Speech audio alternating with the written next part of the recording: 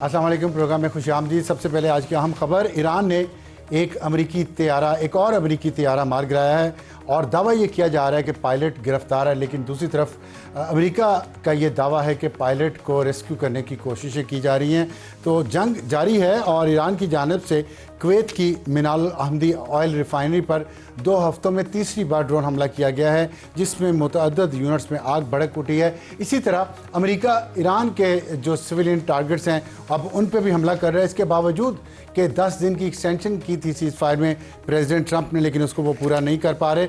वजह इसकी क्या है? इसके पीछे ज़ाहिर है इसराइल का दबाव है और चंद अरब ममालिक का दबाव है कि जो सिचुएशन है वो ईरान के हक़ में नहीं जानी चाहिए। हमारी ये आज की अहम स्टोरी थी। टॉप स्टोरी हमारे अपने प्रोग्राम का तारुफ करवा दूँ। टॉप स्टोरी होगी मशरक़ वस्ती जंग का फ़ायदा इसराइल को हो रहा है, ना कि मुस्लिम ममालिक को। इस पर बात करेंगे। इस पर हमें ज्वाइन करेंगे कामरान यूसुफ जो माहिर हैं बैनुल-अक़वामी अमूर के, और आसमा शराजी जो सीनियर सहाफ़ी हैं, सीनियर तजज़ियाकार हैं, उनसे। और बात इसमें यह है कि मशरक़ वस्ती की जंग को 5 हफ्ते हो चुके हैं। अमेरिका और इसराइल की पूरी कोशिश थी कि ईरान को शिकस्त दें, ईरान सरेंडर करे, लेकिन ईरान मुसलसल इनकार कर रहा है। वो वजह क्या है जिसने ईरान को इतना मजबूत किया है कि वो इनकार किया जा रहा है? उनके पास एयरफोर्स नहीं है, बहरिया नहीं है, उनके पास न्यूक्लियर पावर नहीं है वो, लेकिन इसके बावजूद भी एक ऐसा जज्बा है जो उनको सरेंडर नहीं करने दे रहा। इस पे हम बात करेंगे टॉप स्टोरी में। और हमारा आज का हॉट इशू होगा कि जो खलीज की जंग है उसकी वजह से वहाँ आबनाए हुर्मुज़ बंद होने की वजह से फर्टिलाइज़र की कीमतें बढ़ रही हैं, क्योंकि फर्टिलाइज़र बनने के लिए जो इंग्रेडिएंट इस्तेमाल होता है, जो गैस है वो वहाँ से आती थी, वो नहीं आ रही। उसकी वजह से पाकिस्तान में क्या सिचुएशन है और फूड सिक्योरिटी की सूरत हाल क्या होगी अगले आने वाले कुछ हफ्तों में पाकिस्तान में, अगर ये खाद वक्त पे ना बन सकी और वक्त पे बन के लोगों तक ना पहुंच सकी, अगर पहुंची तो उसकी कीमत क्या होगी, और अगर कीमत ज़्यादा हुई तो उसका जो फूड की प्राइसेस हैं उस पर क्या असरात पड़ेंगे। इस पे बात करेंगे हम आज के हॉट इशू में। खालिद खोखर होंगे जो सदर हैं किसान इत्तेहाद के, उनसे बात करेंगे कि जो काश्तकार तबका है उसके लिए ये जंग क्या मुसीबत लेके आई है। और हमारा आज का एडिटोरियल होगा कि पेट्रोल महंगा कर दिया गया है और बाइक राइडर्स जो फूड पैंडा के बाइक राइडर्स हैं, बाइकिया है, जिनका पूरा कारोबार बाइक्स के चलाने पे है, वो इतने महंगे पेट्रोल के बाद कैसे गुजारा करेंगे। इस पे बात करेंगे हम आज के अपने एडिटोरियल में। शुरू करते हैं। टॉप स्टोरी किया है कामरान यूसुफ साहब ने और आसमा शराजी साहबा ने। आसमा साहब, पहले आपसे बात कर लेता हूँ। आज डिप्टी प्राइम मिनिस्टर और फॉरेन मिनिस्टर इसहाक डार साहब ने कुछ एंकर से, सीनियर सहाफ़ियों से बात की है।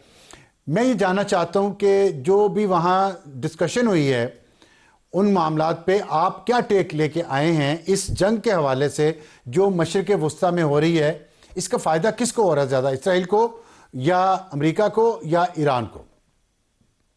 जी बहुत बहुत शुक्रिया आप साथ साहब। देखिए, जो आज ब्रीफिंग थी वो तो बैकग्राउंड ब्रीफिंग थी, लेकिन जाहिर है कि उसमें जो इशू था वो यही था, मशरक़ वस्ती का ही मसला था जिसके ऊपर बात की गई थी। और जहां तक इस बात का ताल्लुक है कि इस पूरी जंग में कौन हार रहा है या किसको ज्यादा नुकसान हो रहा है, तो इसमें मुस्लिम उम्मा को ही नुकसान हो रहा है।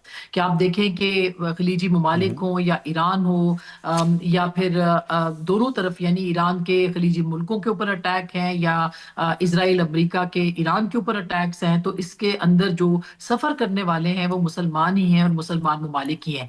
तो मुस्तकिल जो आज की जो ब्रीफिंग थी उसमें बात यही होती रही है कि पाकिस्तान की कोशिशें क्या हैं और पाकिस्तान क्या कर सकता है। पाकिस्तान ने जो इनिशिएटिव लिया है, जाहिर है कि ये इनिशिएटिव पाकिस्तान का मुस्लिम उम्मा के लिए, और जो कोशिशें की जा रही हैं कि अमेरिका और ईरान एक मेज पर बैठे, उसमें पाकिस्तान के ऊपर एतमाद का इजहार किया है दोनों मुल्कों ने। तो जाहिर है कि ये पाकिस्तान की एक सफारती कामयाबी भी है, लेकिन ये कोशिशें भी हैं जो कि अभी तक जाहिर है कि ईरान की तरफ से जवाब नहीं आया, तो बराबर नहीं हो रही कि ये बाकायदा मामलात या मुज़ाकरात या बातचीत जो है वो कब तक शुरू हो पाएगी। लेकिन असल जो मसला है वो इस वक्त इस जंग का, और इस जंग से पाकिस्तान जो है वो डायरेक्टली हिट हो रहा है। और यही अफसार साहब असल मसला पाकिस्तान के लिए, जो इसमें प्रोएक्टिव रोल प्ले करने की कोशिश भी कर रहा है, ये कम से कम एक फैसिलिटेटर का किरदार अदा करने की कोशिश कर रहा है। और आपने देखा कि गुज़िश्ता कुछ अरसे में जो पाकिस्तान की पॉलिसी थी उसको पूरे, यानी दुश्मनों ने भी उसको सराहा है